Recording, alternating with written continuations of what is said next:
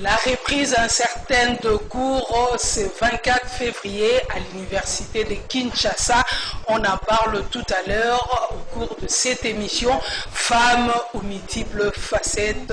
Très chers téléspectateurs de Canal Congo Télévision, nous vous disons bonjour et bienvenue. Je suis avec Maman Buntsana comme d'habitude. On va en parler. Les sujets de la semaine.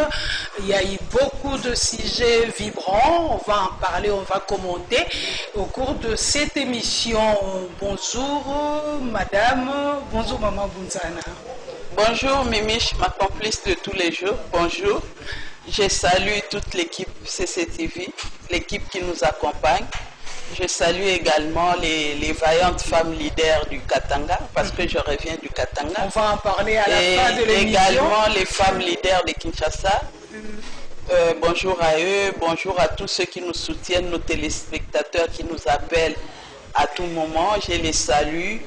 Et bonjour à toutes les femmes congolaises, parce que bientôt c'est le mois de la femme. Voilà. Nous anticipons nos salutations. Bonjour à toutes les femmes, les mamans Bipouboula, les mamans maraîchères, les mamans commerçantes, nous les saluons, bonjour. Vraiment, bonjour à toutes les mamans.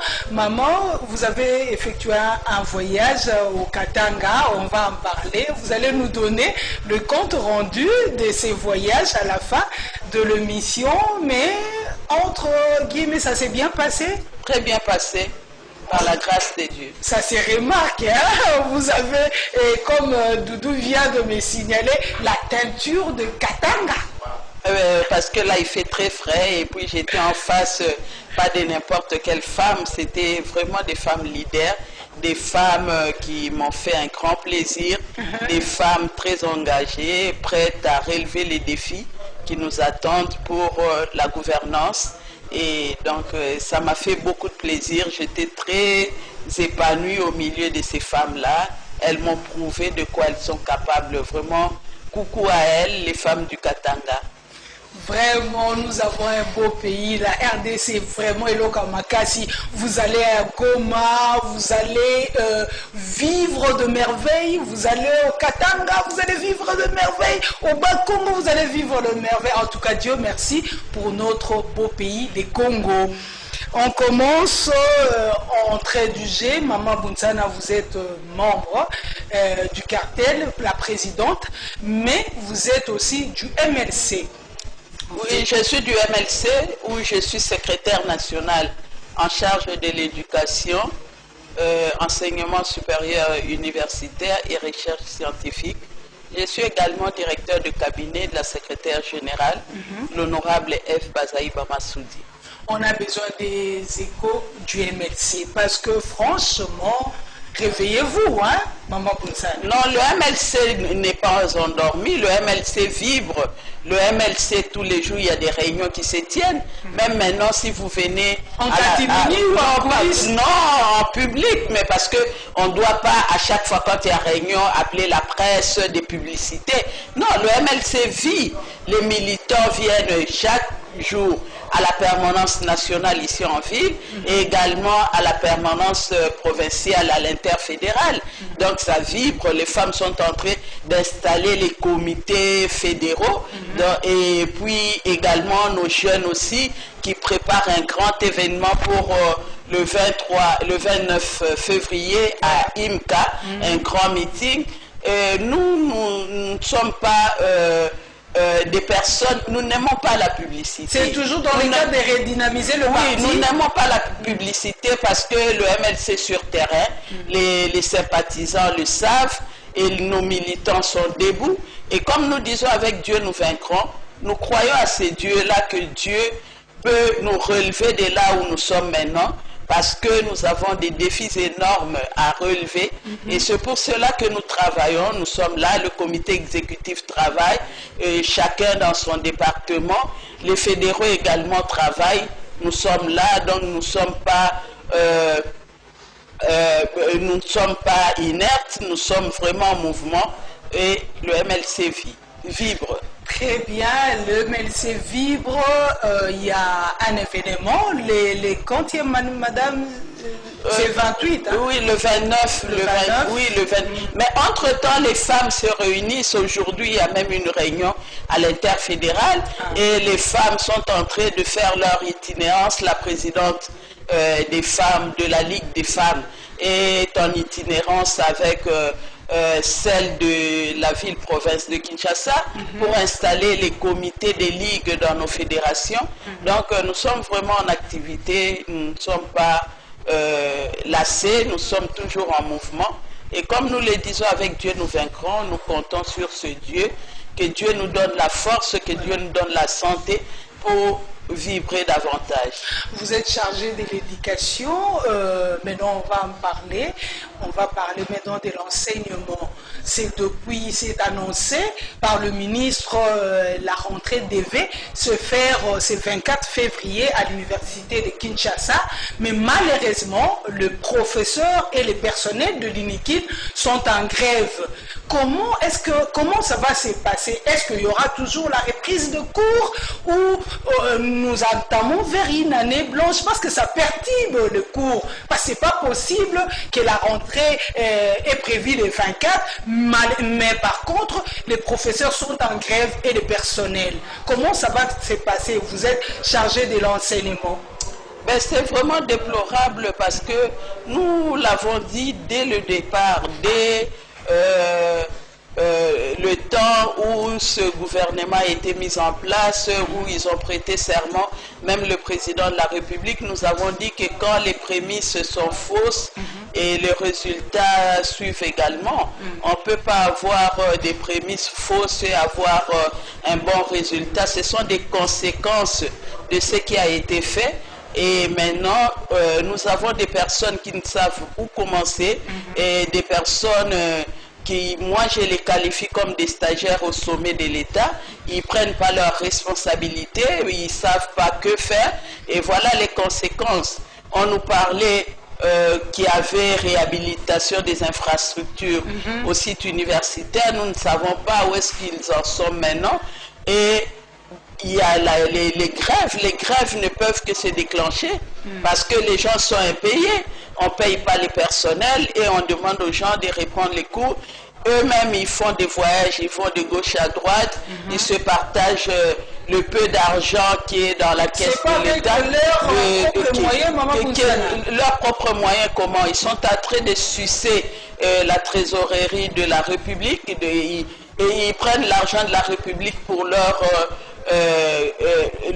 propre argent, comme si c'était leur argent qu'ils avaient placé en banque. Ils les utilisent comme ils le veulent. Ils sont venus, ils sont là que pour s'amasser de l'argent de la République. L'école, l'éducation, c'est pas leur affaire. Ils sont pas là dans l'éducation. Donc ce sont des personnes qui n'ont pas été préparées à assumer ces responsabilités. Ils sont venus là, ils se sont retrouvés là où ils sont. Et voilà, maintenant, ils savent pas où commencer. Et les conséquences, c'est le peuple qui en pâtit. Donc nous subissons les conséquences de la mauvaise gouvernance, de la mégestion de la République. Maman Bounsana, plaidons pour les étudiants qui n'ont pas de famille dans la ville de Kinshasa. Parce que jusque-là, il y a toujours d'autres problèmes. Comment ils vont faire?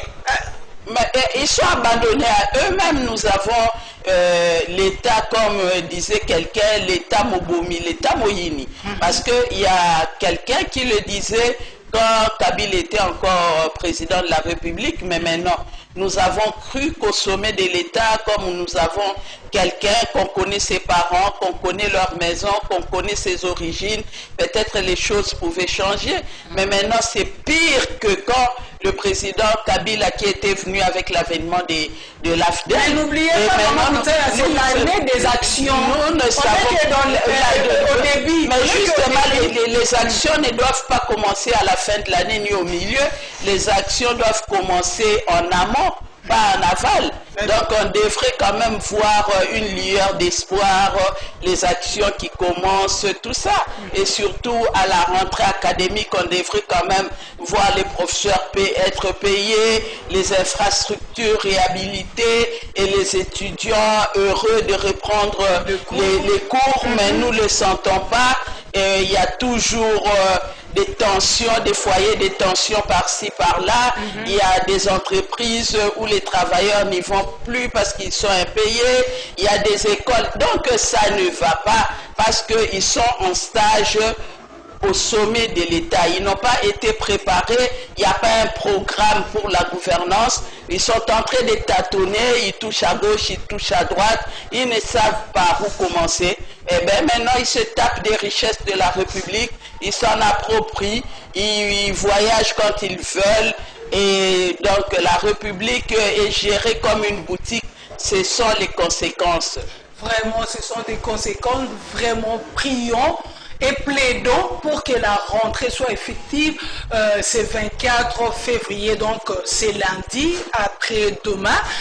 En tout cas, pour les étudiants qui n'ont pas de famille, c'est compliqué. En tout cas, messieurs les ministres, prenez en charge vos responsabilités, payez le personnel, payez aussi le professeur, ça sera une bonne chose. Mama Bunsana, des grèves en grève, hein? En tout cas, nous ne comprenons pas. On a dit que c'est l'année des actions, mais des grèves en grève. Maintenant, les grèves de professeurs, maintenant les grèves mais les grèves sont aussi des actions. Les grèves sont aussi des actions. De mauvaises actions alors. Oui, mais ils nous ont parlé, c'est l'année des actions, mais nous ne savons pas quelle action. Et parce que les grèves sont aussi des actions. C'est à chacun d'analyser tel qu'il voit les choses se présenter, mais nous disons que les grèves sont également des actions, le peuple se prend en charge. Nous devons nous prendre en charge quand nous voyons que le gouvernement est démissionnaire, ils ne font rien. Nous-mêmes, nous devons nous prendre en charge. C'est pour cela les travailleurs ont commencé leur grève. Avant, c'était la grève des médecins. Maintenant, ce sont les enseignants. Et bientôt, ça sera les élèves de l'école primaire et secondaire parce que les professeurs n'enseignent pas et parce qu'ils sont étouffés dans les salles de classe et parce que la gratuité promise ne se réalise pas parce qu'il n'y a pas de frais de fonctionnement dans des écoles. Comment ces écoles vont fonctionner? Quoi qu'on a parlé de la gratuité, mais on devrait quand même allouer une certaine somme à ces écoles-là pour leur permettre de fonctionner. Exactement. Ce qui n'a pas été fait.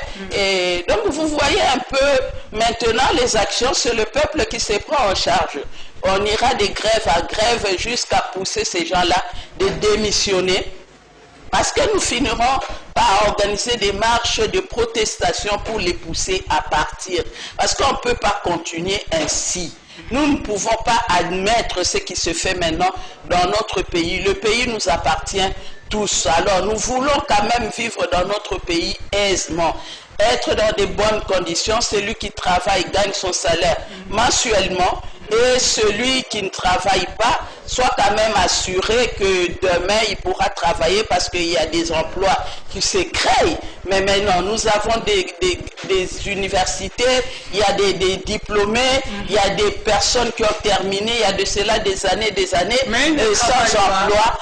Avec l'espoir, le peuple a été voté pour le changement. Mais ce changement, moi je crois, le changement, ça va de mal en pire. Donc c'est pire qu'avant, peut-être le changement dans le mauvais sens. Et maintenant là c'est vraiment pitoyable, c'est déplorable. Et nous ne pouvons pas laisser notre République sombrer ainsi.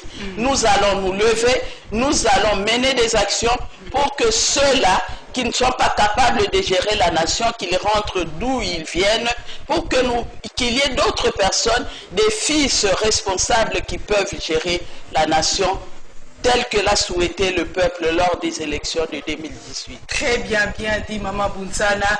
2 semaines déjà que les magistrats sont en grève. Par ailleurs, le haut magistrat nommé ont prêté serment. Est-ce que ça s'est fait? Dans quel pays? Ben oui, vos collègues sont vous prêtez serment. Tout est possible en République démocratique du Congo. C'est pour cela que nous disons que c'est la mauvaise gouvernance. On dit le poisson pourri par la tête. Donc, quand les prémices sont fausses, les prédicats sont également faux. Donc, ce que nous sommes en train de vivre là ne sont que les conséquences des personnes qui n'ont pas été préparées à assumer certaines responsabilités. Parce que nous ne pouvons pas comprendre, il y a d'autres qui sont en grève et d'autres qui sont en train de prêter le serment. Par quel mécanisme, nous ne savons pas, nous ne maîtrisons pas comment cette institution fonctionne. Mais nous souhaitons seulement que ceux qui prêtent leur serment, qu'ils soient vraiment des bons magistrats, qu'ils fassent ce qu'ils disent le droit, qu'ils fassent ce que leur recommande leur fonction et non de politiser les fonctions, qu'ils travaillent dans l'intérêt de tous, parce qu'on dit c'est la justice qui élève la nation. C'est la justice qui élève la nation. Maintenant, les magistrats sont en grève. Alors, les justiciables qui vont plaider leur cas, le cas de Mike Mukebai, l'arrêté a déjà rendu. Mais jusque-là, il est toujours en prison. Qu'est-ce qui se passe, Maman Bounsana? Est-ce qu'on peut réfléchir sur ces sujets? Qu'est-ce qui se passe? Il peut pas parce que le problème de Mike Mukebai, c'est un problème, je crois que un problème particulier, un problème individuel. Mike Mukebai, il se retrouve en prison et pendant qu'il n'a rien fait. Et Mike Mukebai, il s'est vu enlever ses immunités, priver de ses droits, de ses émoluments, c'est quand même injuste. Moi, je crois que le président de la République qui a la responsabilité du bon fonctionnement des institutions devrait quand même taper sur table et essayer de remettre les choses en ordre. Parce que celui qui est à la tête de l'Assemblée provinciale se comporte comme si c'était son église. Il fait tout ce qui bon lui semble. Donc il n'est pas dans la logique. Il ne respecte rien et personne personne ne l'inquiète. Il est là, il est un super homme et pourtant on dit qu'il est pasteur, mais c'est quand même inhumain. Et puis c'est injuste ce que Mike Mukebai est en train de subir, quelqu'un qui a été élu par sa base.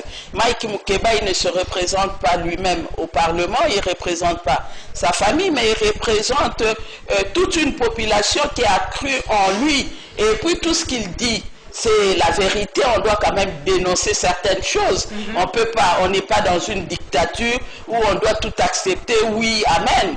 Donc quand les choses ne vont pas telles que les gens les souhaitent, il faut quand même qu'il y ait des fils et des filles courageux dans cette nation qui peuvent dénoncer pour recadrer les choses, pour que les choses se remettent à la norme. Mais si maintenant Mike Mukebai est victime de ses opinions, c'est vraiment déplorable. Comment nous pouvons compter sur cette assemblée provinciale, nous qui sommes de la ville de Kinshasa, comment on peut compter sur l'assemblée provinciale qui est vraiment politisée à outrance? Et nous interpellons le président de l'Assemblée provinciale, lui, en tant que pasteur, même s'il n'a peur de personne, mais qu'il ait quand même peur de son Dieu. Mais Madame Bounsana, les arrêts de la Cour constitutionnelle sont inattaquables. C'est ce qu'on prétend, mais inattaquable. Moi, je crois que c'est inattaquable selon les intérêts des uns et des autres. Quand cela n'est pas dans leur intérêt, ben c'est attaquable. Mais quand c'est dans leurs intérêts, là, ça devient inattaquable. Donc, nous avons une justice à double vitesse. Il y a une justice pour les pauvres, il y a une justice pour les riches. Mais quand même, Mukebai n'est pas une moindre personne. Non, pour ceux qui sont aux commandes, malheureusement pour notre frère Mukebai que nous soutenons parce qu'il est de la Mouka comme moi, voilà. Et moi je soutiens son combat également, parce que c'est le même combat que nous sommes en train de mener. Malheureusement pour lui, il n'est pas président de l'Assemblée provinciale. Malheureusement, il n'est pas de la même obédience que le président de l'Assemblée provinciale, parce qu'il y a d'autres personnes, il y a d'autres même qui ont fait tuer des gens ici, on a vu, mais l'Assemblée provinciale n'a pas enlevé leurs immunités. Oui. Et heureusement que les magistrats militaires ont dit le droit. C'est pourquoi ces personnes ont été arrêtées, mais si ça ne dépendait que de l'Assemblée provinciale, ces personnes allaient circuler librement et continuer à exercer leurs fonctions. Et ben, pourquoi cette injustice? Pourquoi ce traitement? Pourquoi ce genre de comportement, surtout si on s'est dit qu'on est vraiment un pasteur, qu'on est quelqu'un qui a peur de Dieu, qui sert Dieu? Moi, je crois qu'il y a quand même des valeurs qu'on doit conserver, des valeurs qu'on ne peut pas aliéner parce qu'on devient politique. Madame Moutana, est-ce qu'on peut espérer ici en RDC d'avoir une justice équitable? Ben nous l'espérons, c'est notre souhait justement. C'est pour cela que nous sommes en train de dénoncer. C'est pourquoi nous disons seule la justice qui élève une nation. On peut beau avoir des personnes intelligentes, des personnes qui gèrent bien, mais tant que la justice ne sera pas réhabilitée, rétablie dans ce pays, quand il n'y aura pas de réformes dans notre système judiciaire, ben, on n'atteindra pas le développement, et le développement ne sera qu'un slogan. Parce que ce n'est pas moi qui le dis, on l'a expérimenté, que c'est la justice qui élève la nation. Voilà. Et même c'est biblique, la justice élève la nation. Quand il n'y a pas la justice, il n'y a pas l'élévation, il n'y a pas le développement, il n'y a pas la bonne gouvernance, et les conséquences, nous les subissons parce que nous n'avons pas une bonne justice. Continuons toujours d'en parler, la justice, l'ancien administrateur général de l'ANER, M. Kalev, a été attrapé à Fragance, vous le savez, avec de faux passeports diplomatiques. Encore, ce qui est plus grave, il s'est dit, il est conseiller du Premier ministre. Dans quel pays des choses comme ça se passe? Votre commentaire, une grande personnalité, oui, moi je crois que, oui, tu sais, la parole de Dieu dit, on ne récolte que ce qu'on a sémé. Oui, on ne peut pas s'aimer le maïs et récolter à la place du maïs du café. Si vous avez sémé le maïs, vous allez récolter le café. Si vous allez récolter le maïs plutôt. Si vous avez sémé le café, vous allez récolter le café. Donc, messieurs, le monde appartient à un Dieu. Le monde appartient à quelqu'un, à un créateur qui a créé les choses. Qu'on le veuille ou non, les choses que nous faisons nous rattrapent. Si nous faisons de bonnes choses, cela va nous rattraper également. Mais si ce sont de mauvaises choses, cela va nous rattraper. Moi, je crois que ce que M. Kalev vit aujourd'hui doit interpeller ceux-là qui sont au pouvoir. Parce que le pouvoir aveugle. Le pouvoir aveugle les gens quand ils sont aux commandes, ils ne voient rien, ils se comportent comme ils veulent, ils matraquent les autres et ils tuent même, ils sont capables de tuer parce que eux ils sont au pouvoir. Or, il y a un Dieu qui est au-dessus de tous, c'est ce Dieu-là qui a le dernier mot, c'est ce Dieu-là qui élève et c'est ce Dieu-là, s'il veut vous humilier, comme on dit, 99 jours pour le voleur, mais un jour, c'est le jour où la sentence tombe. Ben, moi, M. Kalev, il sait ce qu'il fait, et ceux-là aussi qui lui ont attribué ce passeport, parce qu'il y a eu, paraît-il, un ordre de mission pour cela, pour ce qu'ils devraient faire. Mais c'est à eux de voir s'ils avaient bien fait ou ils avaient mal fait. Moi, je n'ai pas à juger. Mais moi, je dis seulement tout ce que nous faisons, nous rattrape parce qu'il y a un Dieu qui juge tout. Et si aujourd'hui nous avons une parcelle de pouvoir, nous devons faire les choses normalement, nous devons être des humains, nous ne devons pas nous considérer que nous sommes supérieurs, nous sommes au-dessus des autres, nous ne sommes pas au-dessus des autres. Parce que si Dieu nous a placés là où nous sommes, c'est pour l'intérêt commun, c'est pour que nous soyons seulement peut-être la réponse de Dieu aux besoins de ceux de notre génération. Et nous devons avoir un certain comportement, le respect des autres, le respect des biens publics, le respect même des faibles et le respect même des personnes sans voix, le respect de la personne humaine. Je crois que nous devons travailler dans ce sens-là pour que les actes que nous posons aujourd'hui ne puissent pas avoir les conséquences dans notre futur. Très bien, de beau. Vraiment, maman est en train de donner des conseils. Il faut vraiment le suivre. Des ans de l'assassinat de Rossi Mukendi, on va commémorer sa mort. C'est pour ce 25 février. Nous plairons aussi jusqu'aujourd'hui, jusqu'à ce jour. Nous continuons à le plairer. Ça sera à la cathédrale Notre-Dame du Congo. C'est 25. On va célébrer. On va commémorer sa mort. Vous avez un mot à placer par rapport à Rossi?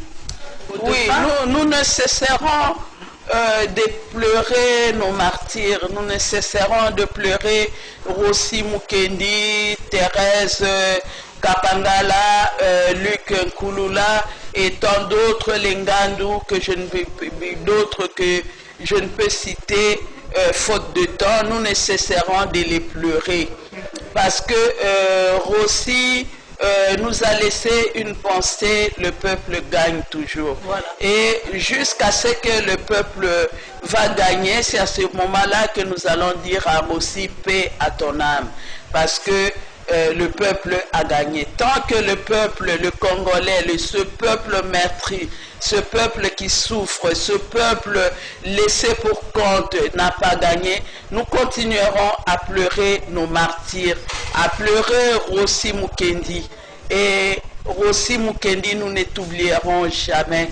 Nous continuons le combat là où tu nous as laissés, et ce combat nous le poursuivons et nous croyons que le peuple gagnera toujours.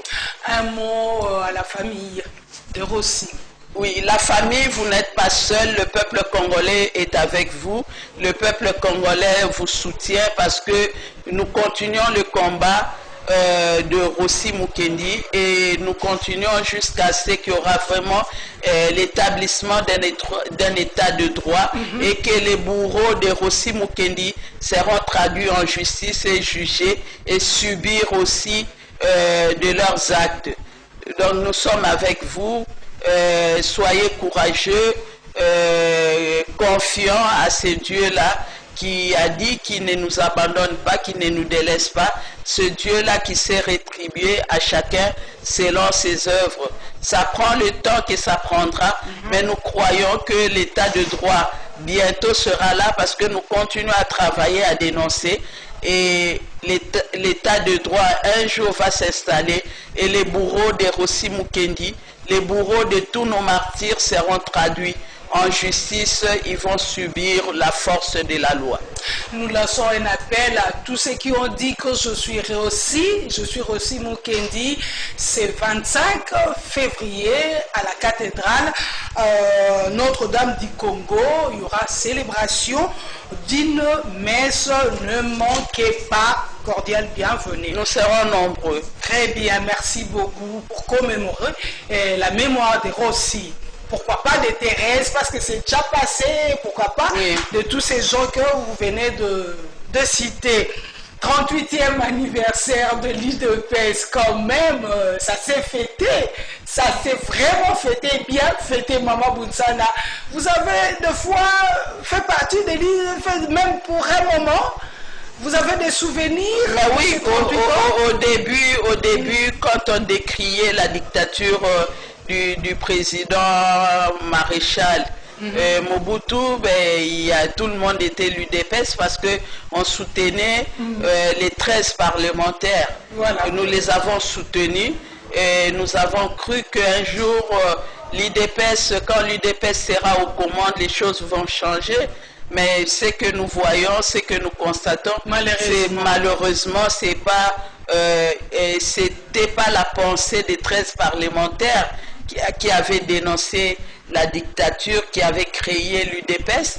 Aujourd'hui, ceux qui bénéficient de l'UDPS n'étaient même pas là. Je ne pense pas d'autres s'ils étaient nés. Et les autres sont venus après, mais c'est vraiment dommage parce que tous les pères de l'UDPS, je ne sais pas s'il y a quelques-uns qui sont encore en vie, mais la majorité sont partis. Et maintenant, les autres qui sont venus saper, qui sont venus piétiner ce combat, ils peuvent fêter leur 38e anniversaire. Maintenant, ils sont aux commandes, ils ont des moyens. Le stade leur appartient, le fonds de la République. C'est eux qui les gèrent, ils font ce que nous avons décrié, que les autres faisaient. Mais pour quel bilan? Pour quel bilan? Nous leur demandons maintenant, ils sont au pouvoir, ils ont déjà fait une année. Maintenant, nous voulons qu'eux nous prouvent comment ils sont en train de gérer la nation, qui nous prouvent leur bilan pour que nous puissions les applaudir. Fêter 38 ans, ça ne veut rien dire. C'est pas eux qui avaient commencé l'UDPS. Le bilan est là, le Félix Tshisekedi est aux commandes.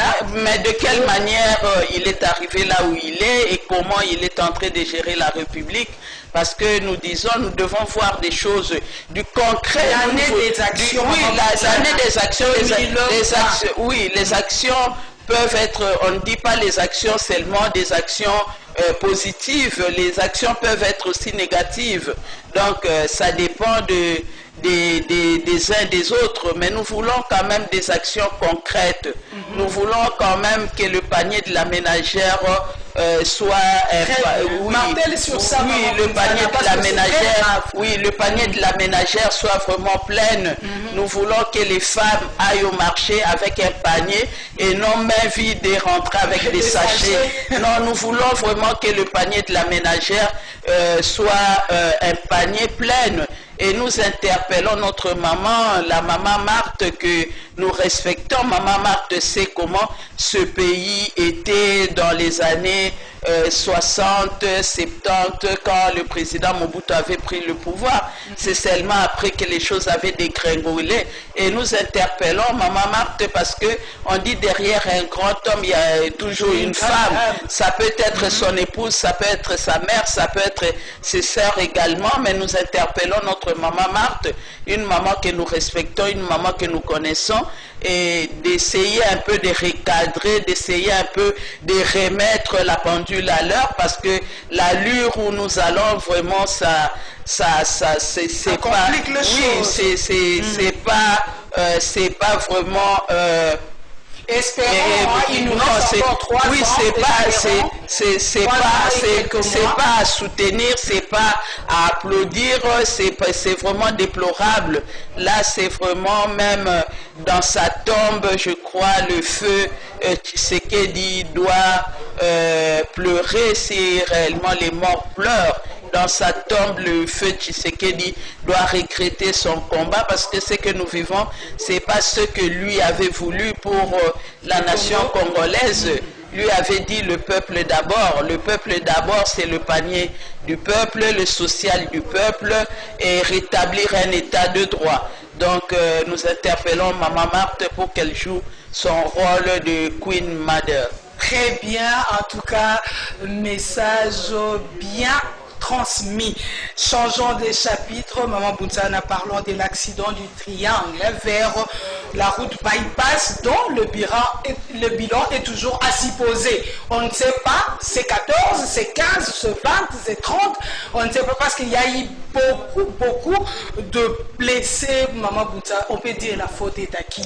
Peu importe le nombre des victimes, peu importe le nombre, que ce soit une personne, mais là il y a quand même des choses que le gouverneur de la ville ou le président de la commune de Lemba devrait quand même veiller sur ça pour qu'on n'ait pas des accidents, parce que partout on laisse les femmes vendre et ces femmes-là vendent sur la rue. C'est pas de leur faute parce qu'il n'y a pas de marché.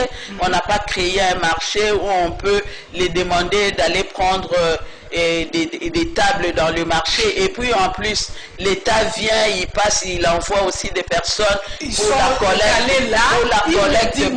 pour la collecte journalière, faire payer des taxes, et au vu, au su de tous, même les autorités qui vont soit à l'hôpital de Moncol et soit à Mongafula passent par là, et même ceux qui montent au plateau des professeurs passent par là. Donc les choses des fois qui ne sont pas acceptables, mais c'est devenu normal dans notre pays.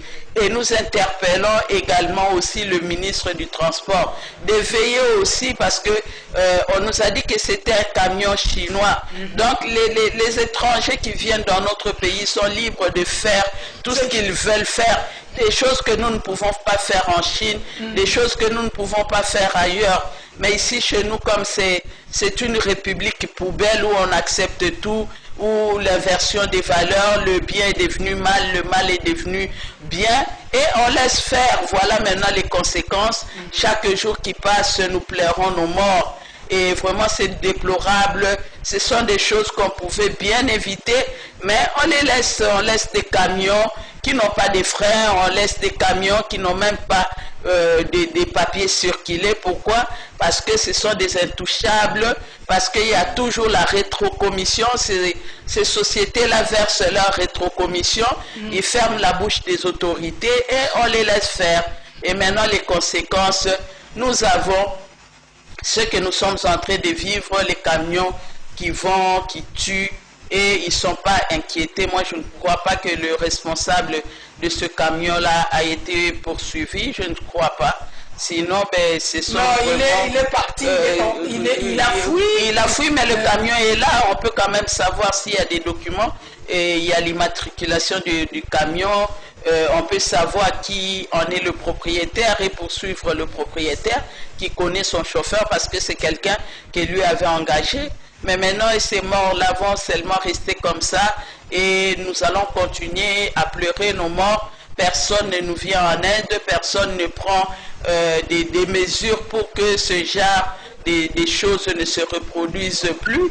Mais on est en train d'observer, on est en train de pleurer. Ben, c'est vraiment triste, et je peux que souhaiter présenter nos condoléances, nous, en tant que femmes, à toutes ces familles éprouvées, nos condoléances aux veufs, veuves, enfants, orphelins, que le Seigneur les soutienne, que le Seigneur leur vienne en aide, parce que nous ne pouvons pas compter à notre gouvernement qui est démissionnaire, qui ne fait rien. On espère que le gouvernement va faire quelque chose, Maman Bounsana, parce que c'est dramatique. Parce que le gouvernement fera des choses pour eux, parce qu'on avait appris, il y a eu des morts lors de la catastrophe de la pluie, qui avait connu beaucoup de décès. Des personnes traînaient encore à la morgue. Aujourd'hui, nous ne savons pas si ces personnes on les a déjà enterrées. Et pour ceux qui viennent de mourir, nous croyons que les familles vont se débrouiller pour enterrer leurs morts. C'est vraiment pénible, c'est déplorable. Ok, nous en profitons aussi de présenter nos sincères condoléances. La CCTV présente ses condoléances par les canaux de l'émission Femmes aux multiples facettes à de familles de victimes de ces... C'était le dimanche, hein, en tout cas condoléances. À vous, nous attendons à la fin de cette émission. Maman Bounsana, parlez-nous de votre voyage, la rubrique, nous disons, Écho du cartel, parce que l'émission est partenaire avec Cartel de femmes, leaders politiques. Oui, je suis allée au Katanga pour former les femmes, parce que quand nous disons la participation politique des femmes, il faut que cette participation ne soit pas seulement un slogan. Nous voulons que cette participation soit effective. Il faut que les femmes soient outillées. C'est pour cela que nous avons fait le déplacement au Katanga avec notre partenaire Conrad Adenauer. qui a financé la formation des femmes leaders du Katanga. Elles étaient à 35. Il y avait 5 de la société civile et 30 des 10 partis politiques du FCC Cash et de l'AMUCA également, toutes tendances confondues. Nous les avons formées sur les techniques de communication dans l'engagement politique des femmes. Et pendant des jours, il y a eu des ateliers et les femmes étaient très contentes, très engagées. Et nous comptons, et en même temps, il y a d'autres qui ont adhéré également au cartel parce que nous avons, nous avons la coordination provinciale là-bas et les femmes ont adhéré parce qu'elles ont vu ce que nous faisons, elles ont dit ben, c'est du concret et cela, oui, cela les a aidés à se mettre ensemble pour faire plus, pour mener des plaidoyers, des lobbying aussi, et surtout que le mois de la femme approche aussi, elles doivent mener des actions, donc la formation s'est bien passée, et nous sommes rentrés, nous continuons, nous poursuivons notre travail, et tout à l'heure là, nous aurons une autre réunion avec une ONG américaine, NDI également, qui nous accompagne. Il y a une dame qui est venue des États-Unis qui doit nous recevoir. Nous continuons les plaidoyer seulement parce que nous, les cartels, c'est la formation qui compte. Nous disons que si nous avons des femmes bien formées, ces femmes seront compétentes et ces femmes pourront très bien jouer leur rôle partout là où on pourra les placer. Parce que nous ne pouvons pas plaider pour la participation des femmes si ces femmes sont incompétentes. Nous voulons vraiment des femmes outillées, des femmes compétentes et qui vont gérer la chose publique autrement pour le bien de tous. Parce que nous disons toujours au cartel, le changement c'est la femme et ensemble nous pouvons. Très bien, ce sont vos derniers mots. Merci. Pour cette émission. Terminons cette émission à vous dire merci beaucoup, nos très chers téléspectateurs de femmes aux multiples facettes. Merci aussi à Aleka Bongo, merci à Karine et Bébé. Au revoir, pourquoi pas, merci à Maman Buntsana. Oui, merci aussi à Doudou Montiri, merci, notre coach. Vraiment, merci. Au revoir, je n'oublie pas Jean, La Relance, le journal La Relance. Jean Kadiowo, merci beaucoup. Au revoir et condoléances à vous, les éditeurs du Congo. Au revoir. Au revoir.